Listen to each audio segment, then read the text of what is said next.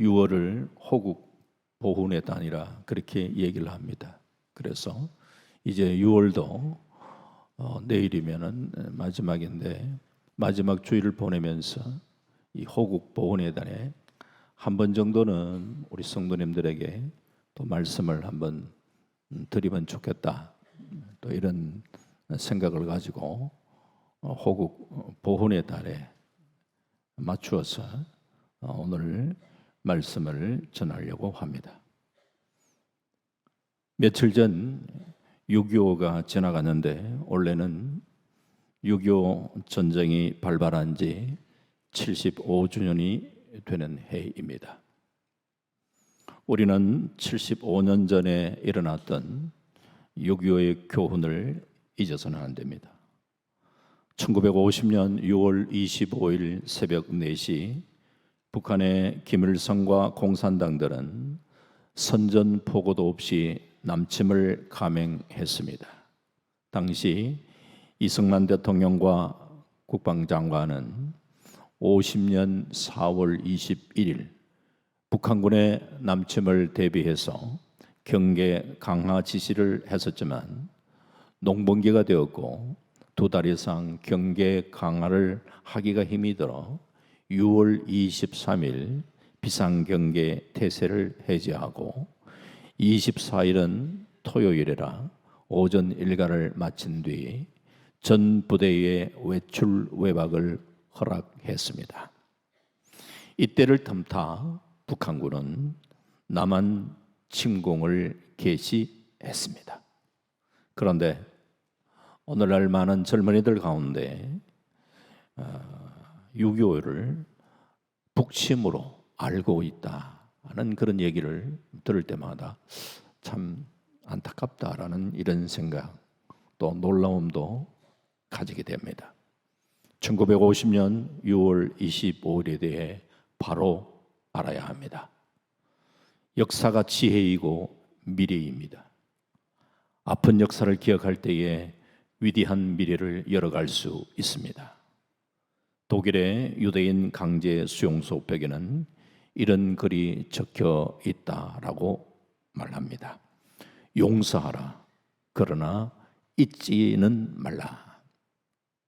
아픈 역사를 잊지 않는 것이 위대한 나라를 만들어낼 수 있습니다. 덴마크의 영웅 그룬트비 목사가 자원도 없고 돌짝밭 투성이인 그 나라를 살리기 위하여 하나님을 사랑하고 이웃을 사랑하고 땅을 사랑하자 이 삶의 정신을 내세워서 국민의 정신을 개혁한 결과 덴마크는 오늘날 지상 낙원이라고 할 만큼 잘 사는 나라가 되었는데 이 그룬트비 목사님의 정신과 사상은 오늘날 덴마크 사회에 깊이 뿌리내려 여러 형태로 이어가고 있습니다. 과거에 고생했던 때를 쉽게 잊어버리는 백성은 과거보다 더 심한 고난을 당할 수가 있습니다. 그런 의미에 오늘 본문을 한번 새겨야 합니다. 신명기 말씀, 출애굽한 이스라엘 출애굽 2세대들 약속의 땅 가나안에 들어가기 전에 이제 모세도 하나님 앞에 부름받기 직전에 이 가나안 약속의 땅을 향하여 나아가는 이 출애굽 2세대를 향하여 신신당부하는 말씀이 신명기입니다. 이 신명기 오늘 32장 7절 말씀에 옛날을 기억하라. 역대의 연대를 생각하라. 내 아버지에게 물으라. 그가 내게 설명할 것이요 내 어른들에게 물으라. 그들이 내게 말하리로다. 옛날에 이스라엘의 그 선조들 출애굽을 하고 광야 생활을 하면서 고생했던 것, 가나안 땅 정복 전쟁을 하면서 고생했던 그 이스라엘 백성들의 그 역사, 그들의 역사 속에 잊지 말아야 되는 게 있죠. 그것은 기억해야 한다라고 얘기를 합니다. 그래서 다음 세대들이 그런 부분들에 대해서 질문할 때에 어른들은 이렇게 이런 역사가 있었음을 얘기해 주어라, 가르쳐 주어라 라고 얘기를 하고 있습니다. 부모와 어른들은 후손들에게 가르쳐서 잊지 않도록 그렇게 하라고 말씀합니다. 이것은 오늘 우리에게도 적용되어야 합니다. 호국 보훈의 달을 우리는 보내면서 우리는 무엇을 잊지 말아야 할 것인가? 첫 번째가 전쟁의 비극을 잊지 말아야 합니다. 전쟁의 최대 비극은 존귀한 생명을 앗아간다는 사실이죠. 6.25 전쟁 기간 동안 남북한은 무려 450만 명의 인명피해를 가져왔습니다. 수많은 군인들이 죽고 다쳤을 뿐만 아니라 전쟁고와 5만 명, 전쟁 과부 30만 명, 행방불명자 36만 명, 납북자가 8만 명, 그리고 3천만 인구 가운데 3분의 1이나 되는 1천만 이산 가족이 생겼습니다. 그런데 전쟁의 가장 무서운 비극은 사람이 사람을 미워하고 죽이는 것에 대해 죄의식을 느끼지 않는다는 사실이죠. 인간으로서의 최소한의 양심과 윤리가 사라지고 살아남기 위해서 형제조차도 죽이도록 만드는 게 그게 전쟁이라는 거예요. 하지만 요즘 대부분의 사람들은 전쟁이 얼마나 무서운지 잘 모릅니다. 6.25 전쟁은 수백만의 목숨을 앗아갔고 수많은 가정을 파괴시켰습니다. 또한 2122개 교회가 공산당에 의하여 불탔거나 부서졌고 535명의 목회자가 북한의 공산당들에 의하여 학살을 당했습니다.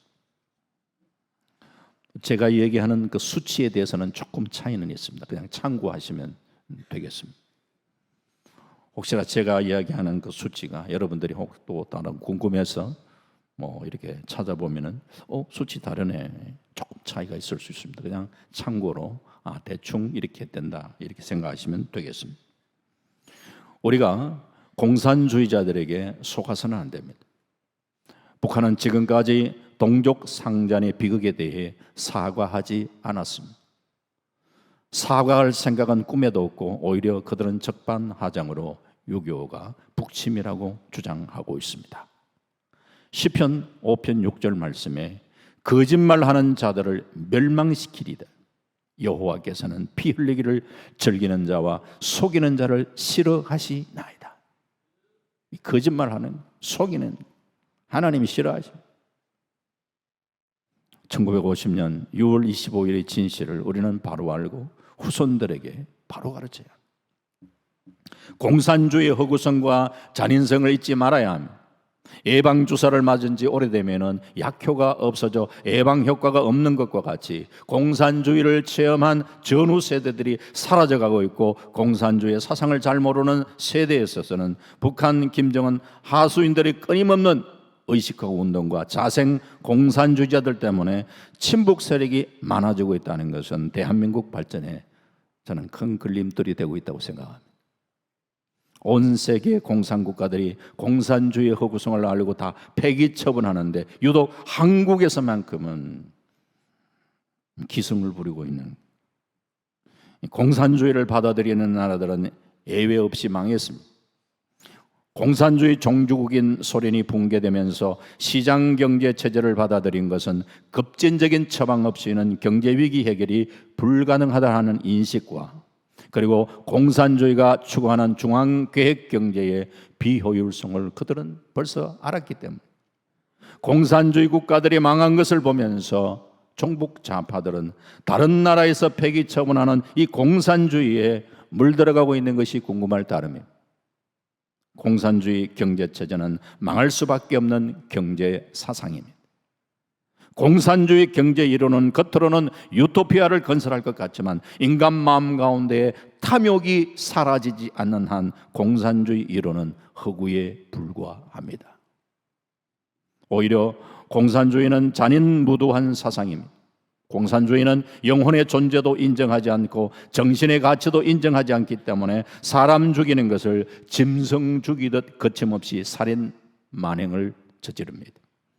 소련의 스탈린의 통치 기간 동안에 정치적인 숙청, 기근, 강제 노동 등으로 인한 총 사망자 숫자 통계를 보면은 수백만 명에서 최대 2천만 명까지 이른다라고 그렇게 기록에 나오고 있습니다.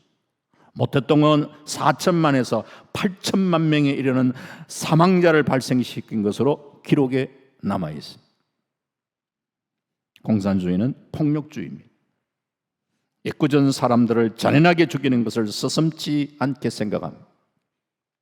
공산주의는 물질의 존재만 인정하는 유물론이며 따라서 하나님을 대적하는 무신론이고 교회 말살론을 주장합니다. 북한의 그 많던 교회가 다 파괴되었고 많은 크리스찬들을 죽이고 투옥하고 아우지 탄광에 보내어 죽는 것보다 더 심한 고통을 겪게 했습니다. 그러므로 우리 크리스찬들에게 공산화 통일은 참으로 끔찍한 일이라는 걸 우리가 이걸 기억하셔야 합니다. 그러므로 공산주의가 어떻다는 것을 2세대들에게 바로 가르쳐야죠. 그래야 공산주의를 경계할 것 아니겠습니까? 전쟁은 사람도, 자연도, 문화도, 전통도, 정신까지도 파괴하는 무서운 것입니다. 다시는 이 땅에 6.25와 같은 전쟁은 일어나서는 안 됩니다. 아이고 설마 전쟁 나겠어? 생각하시는 분들도 많습니다. 그러나 모르는 일입니다. 우리가 아무리 사는 것이 바빠도 그러기에 역사의식을 잃어버려서는 안 됩니다. 과거를 부인하는 민족에게는 미래가 없습니다. 일본은 선진국이면서도 과거를 인정하지 않기 때문에 세계에서 리더로 인정받지 못하는 부분이 많습니다. 역사를 기억하는 민족만이 세계사의 주인공이 될 수 있습니다. 하나님은 수치와 고난의 역사를 반드시 기억하라고 이야기하시고 신명기 8장 2절에 내 하나님 여호와께서 이 40년 동안에 내가 광야길을 걷게 하신 거 이거 기억해라 라고 말씀하셨습니다. 이 사실을 우리는 기억하면서 두 번째로 살펴볼 것은 이런 가운데, 이런 전쟁 가운데, 이 비극 속에서도 하나님의 은혜를 우리는 기억해야 한다는 것입니다. 우리는 유교를 통해서 우리 민족 가운데 역사하셨던 그 하나님의 은혜를 우리 기억해야 합니다. 우리나라가 베트남이나 중국처럼 공산화될 수 있었음에도 불구하고 공산화되지 않은 것은 정말 하나님의 은혜였습니다. 당시 소련이 1950년 1월부터 유엔 안보리의 상임 이사국 자리로 짱제스가 이끄는 중화민국 정부, 즉 대만이 상임 이사국 자리에 있는 것에 항의를 하면서 중화인민공화국, 즉 중국이 유엔에서 합법적인 대표가 되어야 한다, 이걸 주장하면서 1950년 1월부터 안보리에 불참하면서 거부권을 행사하고 있었습니다. 이런 가운데 6.25 전쟁이 일어났고 바로 그 다음 날 안보리가 열리고 27일에도 또 열려서 유엔군 한국 파병 결의안이 소련이 참여하지 않으므로 소련의 거부권 없이 통과되므로 유엔군이 한국에 올 수 있게 되었습니다. 물론 소련 입장에서는 여러 가지 계산을 했지 않겠습니까? 미국이 유엔의 이름으로 한국 전쟁에 군사적으로 개입함으로 유럽에서의 영향력이 약화될 수 있다. 또 미국과 중국이 한반도에서 장기간 소모전을 벌이는 것이 두 강대국의 힘을 약화시킬 수 있다라, 나름 이런 정치적인 계산도 깔려 있다고 그렇게 얘기도 합니다. 하지만 우리는 믿음의 눈으로 볼 때에 소련이 안보리에 불참하면서 유엔군 한국 파병 결정은 전적인 하나님의 은혜요 하나님의 기적의 역사인 줄 믿습니다.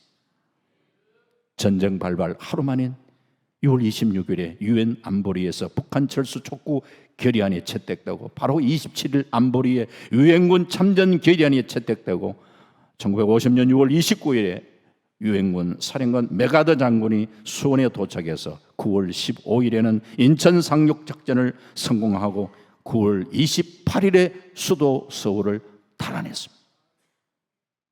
뿐만 아니라 6.25 당시 세계 16개국의 참 나라에서 군대를 파송했고 48개국에서 의약품과 생필품을 도왔습니다. 우리는 이러한 우방의 은혜를 또한 잊어서 안 됩니다. 그들이 흘린 피와 헌신이 있었기에 우리가 자유민주주의에 살고 있습니다. 6.25 전쟁에서 미군 피해만 해도 이 사망자 수가 조금 차이는 있습니다만 대장 이 사망자 수가 3만 7천 명 정도, 부상자가 10만 명 이상, 실종자가 7,500명 정도, 포로가 7천 명 이상으로 그렇게 기록되고 있습니다. 오래전에 제가 군성교회를 할 때에 군성교회에서는 해마다 민군 연합대 성회를 했습니다. 민군 연합대 성회를 할 때에 그때 6.25 전쟁에 참여했던 에티오피아 사람 4분을 초청했던 적이 있었습니다.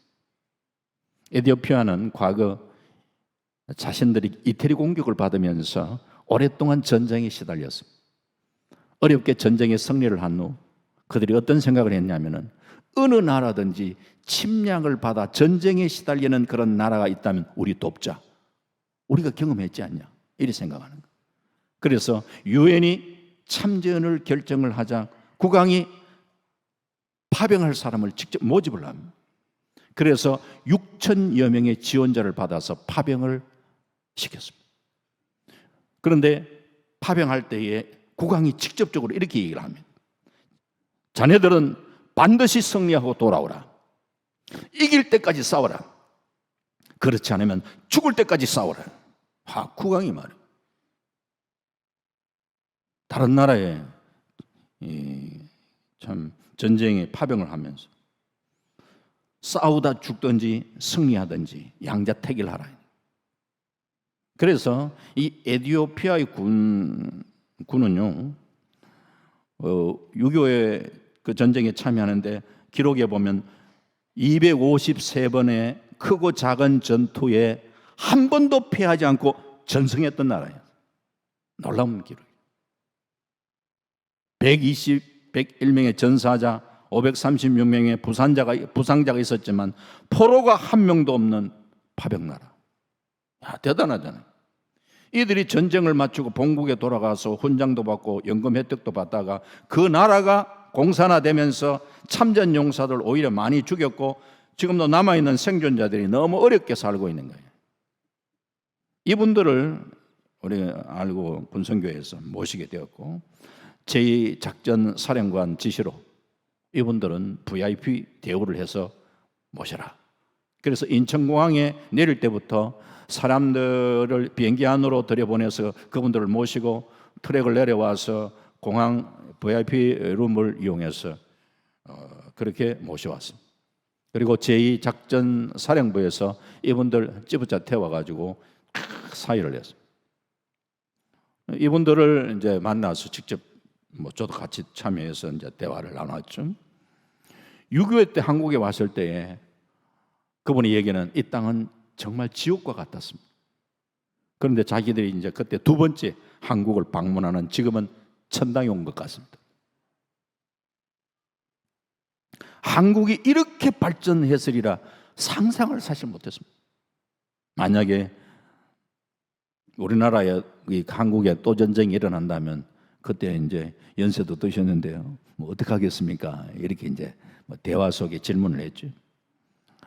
그분들이요, 우리 아들들 많습니다. 아들들을 보내어서 도와주겠다.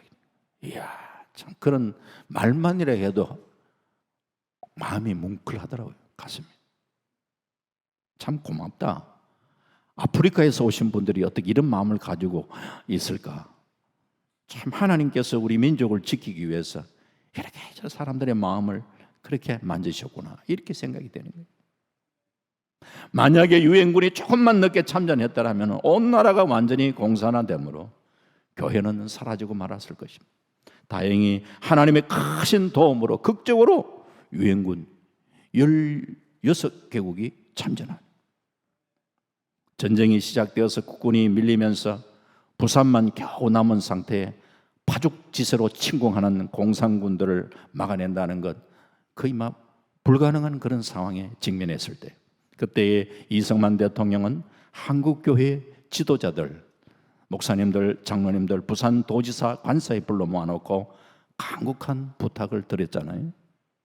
이승만 대통령의 그 특유한 목소리 있잖아요. 이제 우리는 하나님밖에 의지할 수 없습니다. 내 친구 메가드 장군이 비행기를 보내어 이렇게 죽이네요. 낙동강 유역 융단 폭격 해기주를 했는데 7, 8월 달에 비가 오면은 비행기 뜰 수 없다. 그러면 한국은 완전 바다 안으로 밀려가고 말 것이다. 여러분들 집중적으로 기도해 주시길 바란다는 그런 내용을 호소한 거잖아요. 이때에 당시 부산으로 피나오는 목회자들, 장로님들, 성도님들, 우리가 잘 아는 대로 부산 이 초량교회에서 모여서 8월 말부터 9월 중순까지 이 기간 가운데 한 열흘 동안은 금식하고 철야하고 밤낮 쉬지 않고 기도하고 목숨 다하여 통곡하고 부르짖는 그 기도가 있었던 사실은 우리 잘 알고 있잖아요. 그 결과 장마철인 7월달 8월달 남한에 비가 한 방울도 오지 않으므로 매일같이 B-29가 일본에서 떠서 낙동강을 융단 폭격할 수 있었더니, 그러므로 노도처럼 밀려오던 북한군이 허리를 끊게 되고 전세가 역전되고, 이어서 메가더 장군이 인천 상륙작전을 감행함으로 북진할 수 있었습니다. 하나님의 강하신 도우심이 없었다면 과연 우리 한국 사회는 어떻게 되었을까요? 아찔한 거죠. 이스라엘 백성들을 하나님이 어떻게 이끄셨는가? 오늘 신명기 32장 11절 12절에 마치 독수리가 자기의 보금자리를 어지럽게 하며 자기의 새끼 위에 너풀거리며 그의 날개를 펴서 새끼를 받으며 그의 날개 위에 그것을 엎는 것 같이 여호와께서 홀로 그를 인도하셨고 그와 함께한 다른 신이 없었도다.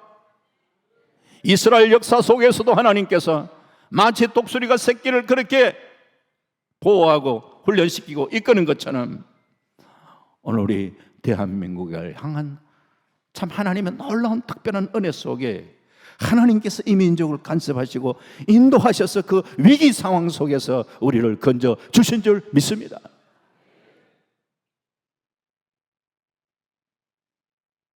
(6.25) 전쟁으로 완전히 잿더미가 된 나라가 반세기 만에 바로 작년 세계 수출 통계 6위 나라가 되었다는 것, 참 놀라운 일이죠.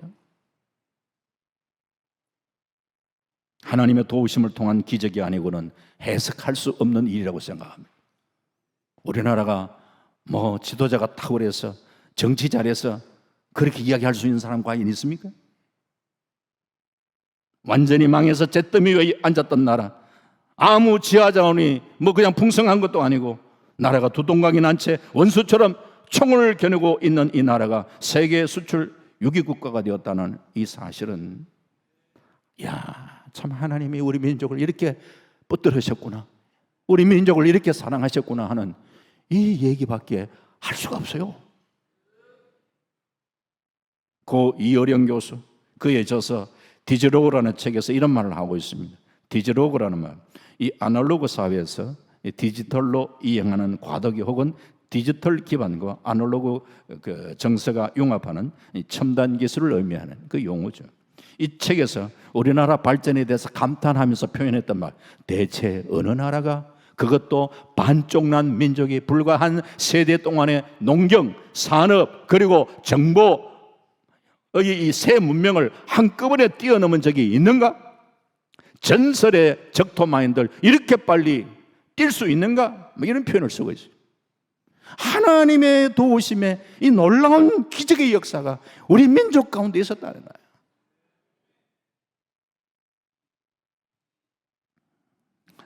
사랑하는 성도님, 하나님을 모르는 사람들이라면 몰라도 하나님의 은혜를 알고 있는 우리 성도님만이라도 나라를 지켜주시고 이만큼 잘 살게 하셨다, 날마다 우리는 하나님께 감사하며 살아야 합니다. 그리고 받은 은혜를 나누며 살아야 합니다. 우리나라는 사랑의 빚을 엄청 진 나라입니다. 6.25 전쟁 위기에서 우리나라가 지켜진 것, 목숨 걸고 참전한 유엔군들, 그리고 전쟁에서 사상된 유엔군 숫자가 15만 명이랬는데 전쟁 후에 아무것도 없는 그 잿더미에서 살아남을 수 있었던 그것도 하나는 많은 외국의 그 이 성도 기독교인들이 말이죠, 그 사랑의 많은 도움을 우리에게 주었어요. 그들의 희생적으로 보내준 양식과 옷, 의약품으로 우리가 일어설 수 있었어요.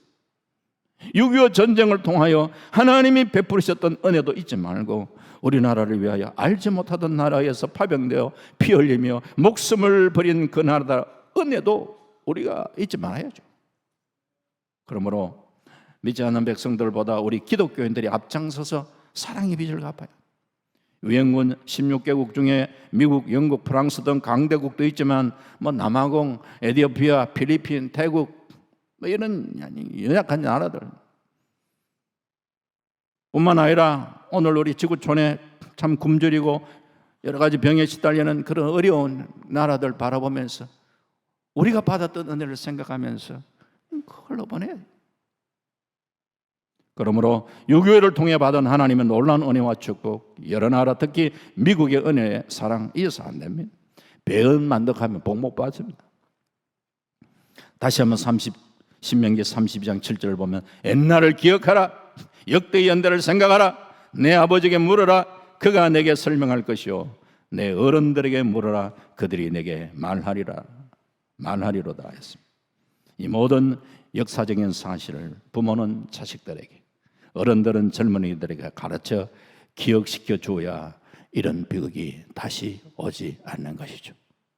그러면서 마지막 세 번째, 오늘 우리 이 시대에 우리의 자세가 필요하잖아요. 중요한 게 영적인 파수꾼이 되어야 합니다. 6.25 전쟁이 발발한 것에 대해서 각가지 이유가 있겠지만 영적으로 보면은 이 민족의 죄악을 심판하고 경고하신 그런 의도도 있다고 봅니다. 이 민족은 우상 숭배의 죄를 범했습니다. 평양은 제2의 예루살렘이라고 할 만큼 교회가 부흥했던 도시였습니다. 그런데 1907년도 1월 16일 한국교회 최초의 성령 강림이 있었던 것도 평양 장대현 교회였습니다. 그런데 일제시대 때 한국교회는 신사참배를 하고 성도들에게 이를 권장하기까지 했고, 교회 종 떼가지고 일본의 전쟁 무기 만드는 데 헌납하고 신앙의 절개를 지키는 주의 종들 파면했을 뿐만 아니라 감옥에 집어넣어서 온갖 고문을 당하고 때로는 죽게 했고, 뿐만 아니라 해방을 전후로 치열한 교권 싸움과 교회 분열이 한국교회의 모습이었습니다.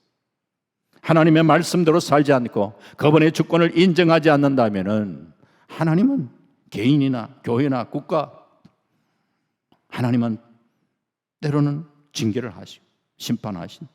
그러므로 교회와 성도들은 다시 전쟁의 징계를 받지 않도록 우리 한 사람 한 사람이 소금과 빛이 되며 민족의 파수꾼이 되어야 돼요.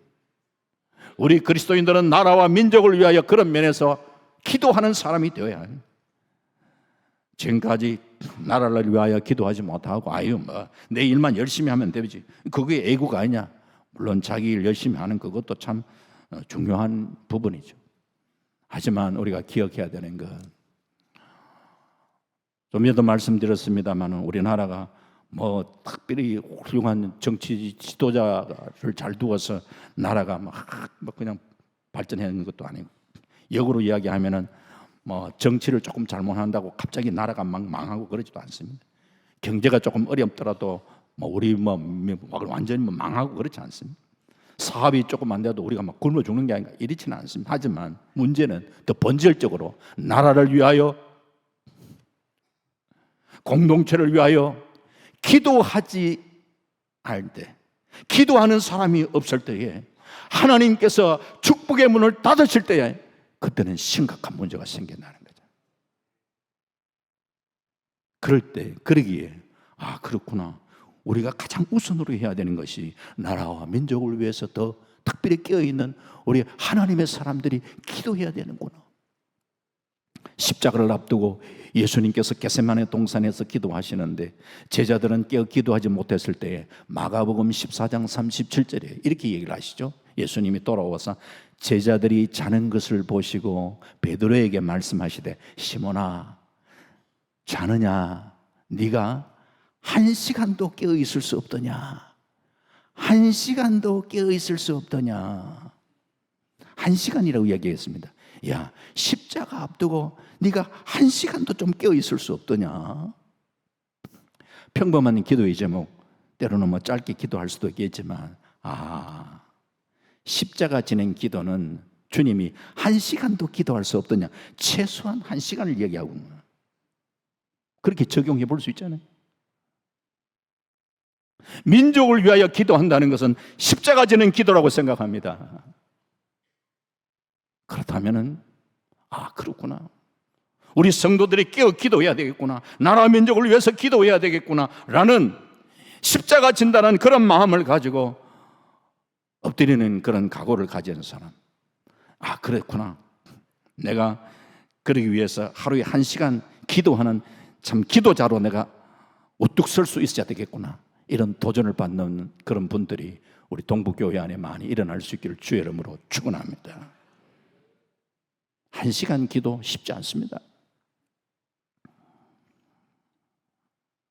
기도를 어디서 하느냐, 뭐 형편상 교회가 멀어서 나올 수 없으면 집도 좋아요. 집에서 여러분들이 어떤 나름대로 한 공간, 집에서는 하시면은요, 방석 하나만 있으면 돼요.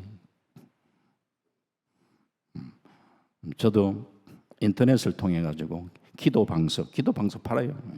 기도 방석 하나 구입을 해서 제가 뭐 쓰고 있는 서재에 거기에 기도 방석을 두고 거기에서 그냥 무릎 꿇고 그래 기도합니다.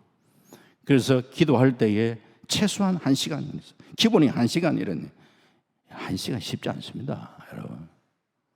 물론 기도할 때 기도에 몰입하면은 금방 1시간 갈 때도 있지만요, 기도 1시간 안 틈틈이 시간 아직도 이만큼밖에 안 됐나 확인하면서 기도할 때가 많아요. 기도 1시간이 쉽지 않습니다, 여러분. 그러나 엎드리면 1시간 해야지.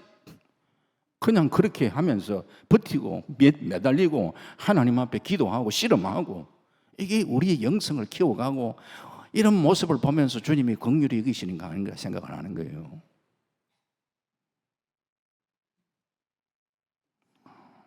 그렇게 집에서 그렇게 기도하셔도 되고, 더 좋은 거는 직접 교회 오셔서 기도하는 게 그게 더 좋습니다. 왜? 교회는요, 공간의 구별이 있는 것이에요. 우리가 교회 이 구별된 이 공간에 나와서 하나님 앞에 기도하는, 이 교회의 특별히 구약의 제사장의 사명, 제일 중요한 게 아침 저녁 제단에 상번제 제사를 드리는 그 제사장의 중요한 의무입니다. 그거 제단에 불을 끄지 말라는 거예요. 불을 끄지 마라. 오늘 동부교회 그 제단에 불이 꺼지지 않기를 바랍니다. 교회에 기도하는 사람들에 의해서 기도하는 그런 교회, 성령의 임재가 있는 그런 교회, 그런 우리가 기도를 많이 하면 거기에서 모여서 함께 기도하다 보면 그게 많은 치유의 역사가 일어나고, 한국 교회를 살리는, 한국 교회의 대부흥을 가져오는 이 강력한 기도자들이 많이 일어날 수 있기를 주의 이름으로 축원합니다.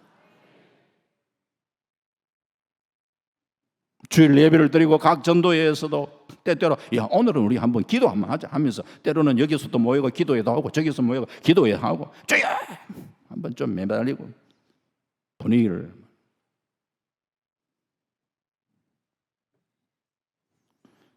우리가 금요 기도회와 모여가지고 또 기도하고 하지만 사실은 좀 더 기도를 좀 더 하면 좋겠는데 늘 갈등이 있어요.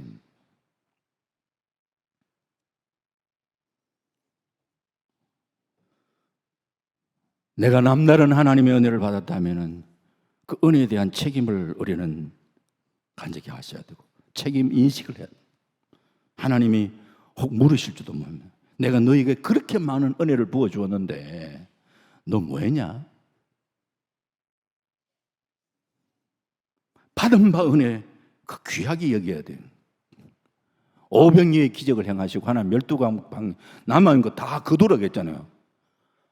그냥 이 오병이를 통해서 5,000명 모인 사람 남자만 5,000명 그때 한 2만 명 아이고 그럼 남았는 거 그냥 버려버리 다 거두라 그랬어요. 부스러기 은혜라도 그건 소중한 거예요. 하나님이 부어주신 은혜는 소중하게 여기에요. 그걸 에이 뭐 그 또 받으면 되지. 아니, 그런 자세를 그렇게 하지만 받은 바 은혜를 귀히 여기고 그것을 잘 보존해 가요.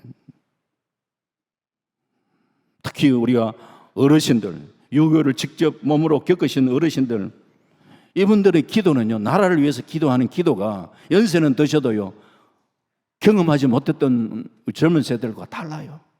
기도하면 눈물이 나고, 하나님 우리 민족 그냥 기도하는데 그냥 눈물이 나는 거예요. 왜? 이 전쟁을 겪어봤던 세대에 있어서의 그 그냥 가슴에 막 저려오는 그 기도의 눈물, 너무 소중한 겁니다. 그 기도가. 아이고 내가 뭐 나이 들어가 이제 한번 내 기도 뭐 하겠네, 이게 아니고 남이 가지지 않은 그 하나님이 그 내 마음 속에 부어주시는 그 그냥 엎드리면은 나라 민족을 생각하는 그 간절한 이 기도가 있었기에 우리 민족을 살렸던 사실을 기억하시면서 주님 앞에 부름받는 순간까지, 내가 부름받는 순간까지, 그렇지, 내가 기도의 사명을 잘 감당하리라, 이런 은혜가 있기를 주 이름으로 축원합니다. 6.25는 아직도 끝나지 않은 전쟁입니다. 전쟁 발발 3년 1개월 후인 1953년 7월 27일 휴전협정이 체결되고, 올해로 휴전협정 체결되는 이제 72년이죠. 되잖아요. 지금 한반도는 전쟁이 끝난 땅이 아니라 전쟁을 잠시 멈춘 거죠.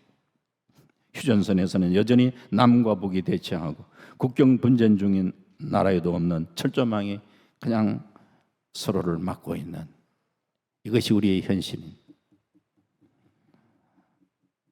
전쟁은 결코 이 땅에서 다시 일어나서는 안 됩니다. 도둑질하고 죽이고 멸망시키는 전쟁은 사탄이 좋아할 일입니다. 그러므로 우리는 과거의 수치와 고난의 역사를 기억함으로써 다시는 똑같은 실수와 잘못을 반복하지 않으면서 우리는 하나님께 기도하면서 창조의 미래를 열어갈 수 있어야 할 줄 믿습니다. 6.25 전쟁의 교훈과 은혜를 잊지 마십시다. 우리가 6.25를 기억하고 나라의 장래를 위해서 더 기도하며 후손들에게 하나님의 은혜를 가르치고 나라가 민족의 평화와 복음 통일을 이루어가는 그런 주역으로 우리가 쓰임받을 수 있도록 애를 쓰고, 그래서 우리 민족이 또 여러분 각자가 하나님 주시는 은혜와 축복을 누리는 복된 삶을 이어갈 수 있기를 주님의 이름으로 축원합니다. 아멘. 하나님 감사합니다.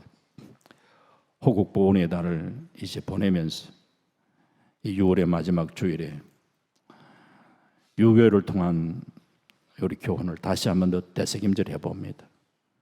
다시금 이 땅 가운데 그런 6.25와 같은 전쟁이 일어나지 않도록 주님 도우시고, 이런 비극 속에 하나님이 얼마나 우리 민족을 사랑하셨는가, 그 하나님의 은혜 잊지 않도록 주님 도우시고, 이제는 이 시대에 하나님 영적 파수꾼의 역할을 감당할 수 있는 우리 믿음의 성도들이 될 수 있도록 하나님 도와주시기를 간절히 바라옵고 주님 소망합니다. 이 일에 우리를 사용하시고 이 일에 우리 동부교회를 사용하여 주시옵소서. 감사드리옵고 예수님 이름으로 기도하옵나이다. 아멘.